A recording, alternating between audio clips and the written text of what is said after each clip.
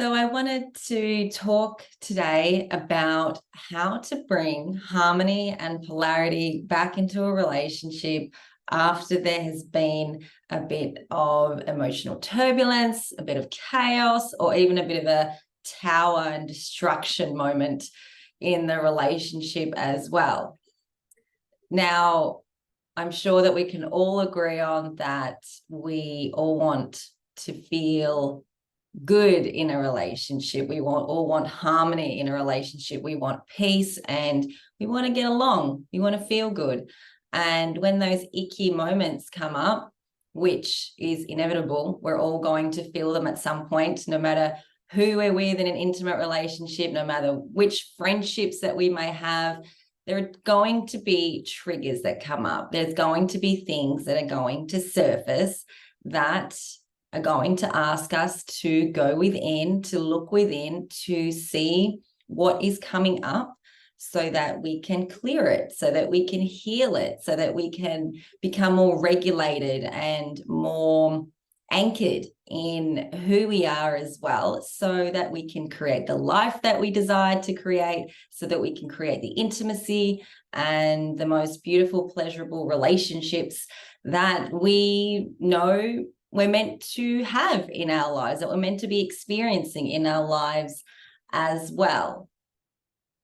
So after there's been a bit of a icky moment, or perhaps a bit of a chaotic moment between two people, it's really important, in my opinion, for each person to have some time to regulate and to really bring in that safety into their bodies again, right? Because if we don't feel safe in our bodies, then the person that we're with isn't going to feel safe either. And that's the first thing I think is really important, is to take some time to reconnect to self, reconnect to God, reconnect to Creator, reconnect to the infinite, and to remember that we are love, and that what is surfacing in this moment is teaching us something, is asking us to go within and look within. Because the thing is, if we don't really take this time for ourselves to really see what these triggers were or what is surfacing, we're going to continually play out old patterns with people. We're going to continue these cycles that may perhaps have been generational, or these karmic imprints that we need to clear in our bodies, so that we can create the space to create something new in us, within ourselves, to create something new within our relationships. And when we don't do this, we come up against the same thing with people, and we butt heads, and the cycle continues. And if you're somebody who is a cycle breaker, if you're somebody that is ready to really evolve in relationships, and you want something more, something deeper, something more erotic even, you can't go to those places with somebody else until we go to those places within ourselves first. We find the intimacy with ourselves first. And in my opinion, that is through connecting into ourselves and connecting into our ache. Now, you hear a lot, if you've been following me for a while, you would have heard me talk a lot about the ache and the pain that we all feel in relationship, or even not in relationship. And the ache, when we're truly able to feel it and sit in our bodies with it, like really feel it, not only have an awareness of, oh, I'm feeling like an ache right now, I'm feeling like dysregulated, or I'm feeling like I'm unseen, or I don't feel heard, or whatever it is. Really going into the body to feel the ache is where the magic happens. And a lot of people don't do this. A lot of people have an awareness about how they're feeling, like, oh yeah, I know how I'm feeling, like I have an awareness about that. And then they'll go and do something, and then they'll go and work to keep their mind off it. But really being able to sit in your body, to sit in your ache until all the tears have dissolved, until the anger has dissipated, until the sadness isn't there anymore, like in that moment, is a gift that you give to yourself. And then at the same time, you're giving that gift to your partner if you're in a relationship with somebody, or you're giving that gift to the person that you may have had a bit of tension with. You're giving this gift to the world when you're giving this gift to yourself. Now think about that for a moment. Isn't that a really beautiful thing, right? Because we become magnets to the things that we have embodied within ourselves. Like, people are attracted to us based on what we have embodied, and perhaps even what they need in their own lives. Like, this is why we attract, right? We attract people like us, or we attract people that need what we have. And so then when they come into our energy field, they start to change as well. They become activated by our own embodiment. And it's not about just knowing the things, it's not about knowing things. It's about really being the thing. And I believe that this is what purpose is. It's about coming to this earth so that we embody who we're here to truly be. And only you know your path. Only you can have those answers within you that really can lead you to where you're meant to be in life. Like, people can guide you, people can give you their advice, people can give you what they think. And it's great to listen to people. It's great to hear what they have to say, to hear like the wisdom that they have to share with you. But at the end of the day, you take all of that, leave what you don't want, you take what you want, and you connect within and find your own answers and trust your next steps. And so with bringing in more harmony, balance, and polarity back into a relationship, it's important to take this time after there may have been some tension or some chaos to really regulate, to really sit with yourself. Hey, what happened here? Why am I so triggered? Or what is surfacing for me to be looked at, to be cleared? Like, what is this gift that I'm being given? Although in the moment it may not feel like a gift, it's a gift. And it's sort of looking at it like, is the glass half empty, glass half full, right? How are you going to look at this thing that's being presented to you right now? And from this place, it's then freeing the energy in the body that's been stuck. Because when we take self-responsibility and we free this energy, we also free it in the relationship energetically. And then through this energy being cleared up, it also helps it clear in our partners as well. Somebody needs to go first. Okay. And if you're somebody that feels like, oh, I always go first, I always have to do this, like I want them to do it, like it's not fair, it's like selfish, it's whatever. Like, I really feel that if you have that kind of mentality, that you're always going to be stuck in a relationship.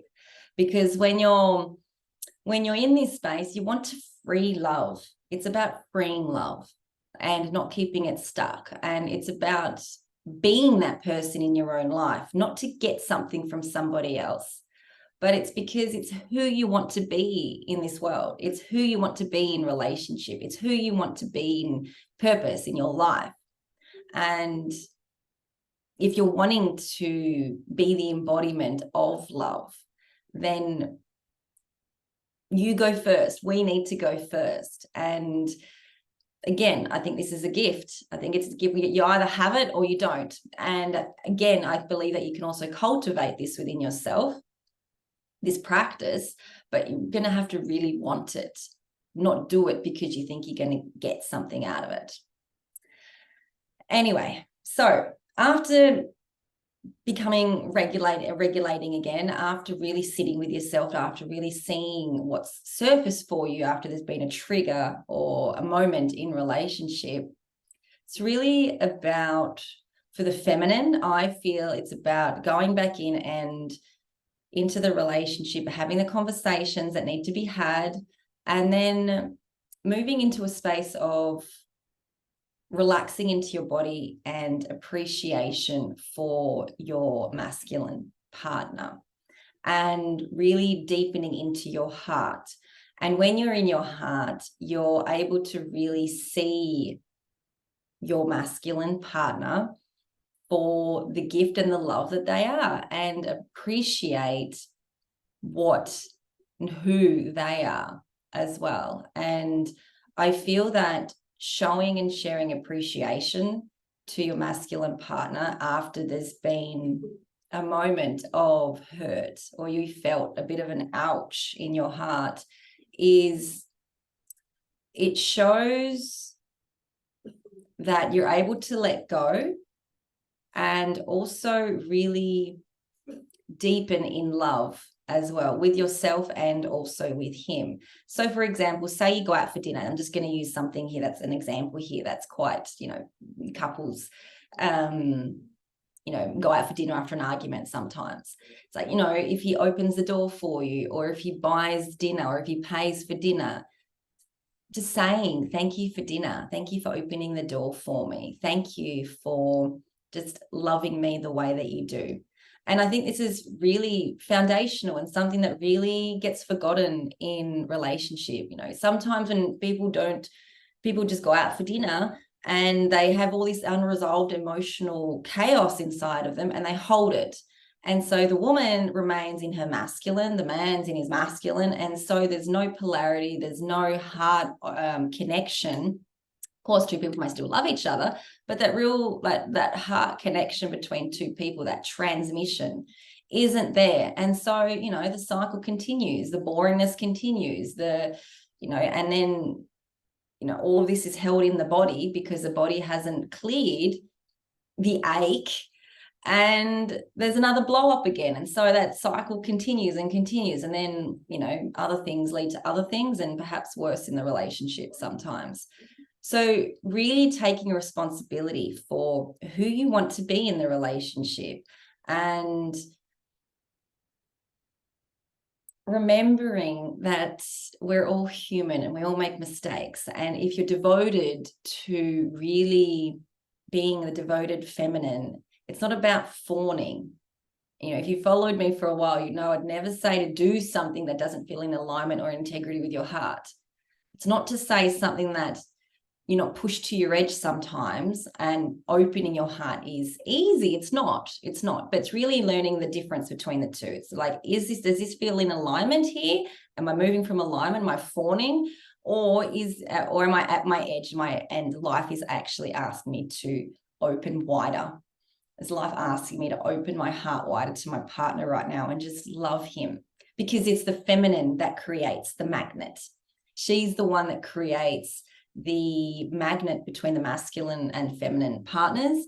And it's her body, when she's in her heart, that really evokes that masculine leadership from her man as well.